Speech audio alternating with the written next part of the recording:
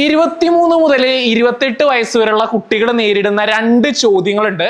ഒന്നാമത്തെ ചോദ്യം എന്താ? കല്യാണം കഴിഞ്ഞില്ലേ? രണ്ടാമത്തെ ചോദ്യം എന്താ? ജോലി ആയിട്ടില്ലേ? ഇത് ചോദിക്കുക. പല കല്യാണ വീടുകളിൽ പോയി നമ്മൾ സദ്യ കഴിച്ച് ഏമ്പക്കൊക്കെ വിട്ട് ഒരു തള്ളച്ചി അമ്മായി വരാണ്ട് അതിന്റെ വരവ് വരുമ്പോ തന്നെ അറിയത് പണി തരാനുള്ള ചോദ്യമാണ്. ചോദിക്കും എന്താപ്പോ അടുത്ത പരിപാടി? കല്യാണം നോക്കുന്ന ഇല്ലേ? അപ്പൊ നമ്മുടെ മനസ്സില് അതിപ്പോ നമ്മുടെ ഉള്ളിലോ പരട്ടത്തള്ള ഏത് നേരത്താണാവോ?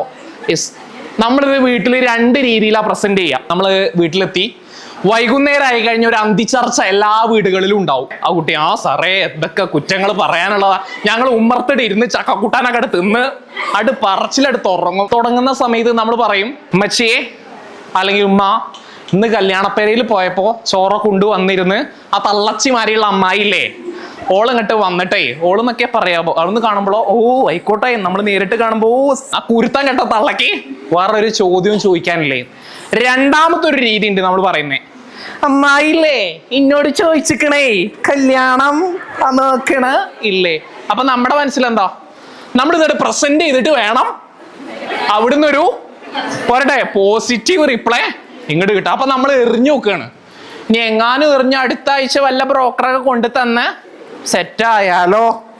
നമ്മുടെ ഉള്ളില് നമ്മൾ പോസിറ്റീവ് എഫക്റ്റ് കണ്ടാൽ മതി.